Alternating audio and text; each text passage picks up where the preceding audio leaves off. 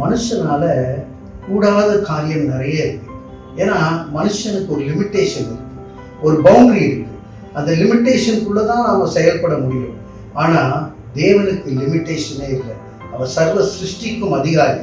அவர் சொல்றாரு, என்னால முடியாதது ஒன்றும் இல்லை என்று.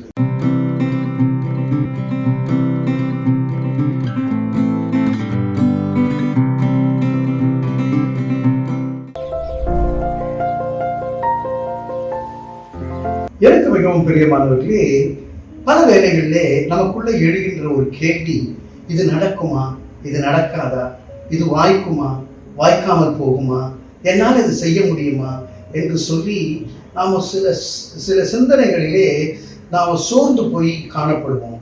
ஐயோ, ஏக்கத்தோடு காணப்படுவோம். இது நடக்க வேண்டுமே என்று சொல்லி அப்படி ஒரு கவலையோடு கூட நீங்கள் இந்த காட் மார்னிங்கை இன்றைக்கு கேட்டுக்கொண்டு இருப்பீர்கள். ஆனால் இதே ஒரு கேள்வியை சீஷர்கள் கேட்கும் பொழுது இயேசு கிறிஸ்து சொன்ன பதிலை இன்றைக்கு நமக்கு ஒரு வார்த்தையாக, ஒரு ப்ராமிஸாக வருகின்றது. மத்தேயு 19வது அதிகாரம் 26வது வசனத்திலே இயேசு அவர்களை பார்த்து, மனுஷனால் இது கூடாததுதான், தேவனால் எல்லாம் கூடும் என்றார். மனுஷனால கூடாத காரியம் நிறைய இருக்கு.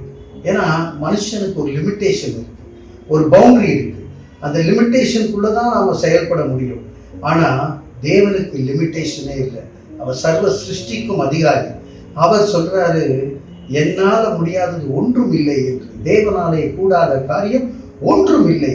அப்போ தேவனிடத்திலே நாம சரணடைந்து நம்முடைய விண்ணப்பங்கள், நம்முடைய வாஞ்சைகள், நம்ம எதிர்பார்த்திருக்கிற காரியங்களை கர்த்தருடைய கைகளிலே ஒப்பு கொடுக்கும் போது நாம சொல்ல வேண்டிய காரியம் என்ன தெரியுங்களா? I can do all things through Christ who strengthens me என்று. என்னை பலப்படுத்துகிற கிறிஸ்துவினாலே எல்லாவற்றையும் செய்ய எனக்கு பலன் உண்டு என்று நாம் சொல்ல அழைக்கப்பட்டிருக்கின்றோம்.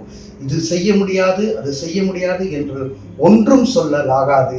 அவிசுவாசியாய் இராமல் விசுவாசத்தோடு சொல்லுவோம், தேவனாலே கூடாத காரியம் ஒன்றும் இல்லை என்று சொல்லி விசுவாசத்தோடு ஜெபித்து ஜெயத்தை பெற்றுக் கொள்வோம். தலைகளை தாழ்த்தி ஜெபம் செய்வோம். அன்பின் பரலோக பிதாவே, என்னோடு கூட இணைந்து ஜெபிக்கிறவர்கள் இந்த நாளிலும் கூட எதை எதிர்பார்த்து ஜெபித்து கொண்டிருக்கின்றார்கள் என்று நீங்க அறிவீங்க. அவங்க ஜெபத்துக்கு விண்ணப்பத்திற்கு பதிலை கொடுத்து தேவனாலே கூடாத காரியம் ஒன்றுமில்லை என்று ஆண்டவரே அவர்களுக்கு விசுவாசத்தை கொடுத்து ஓட இயேசுவின் மூலம் ஜெபித்து ஜெயம் எடுக்கிறோம். ஜீவனுள்ள நல்ல பிதாவே, ஆமேன், ஆமேன்.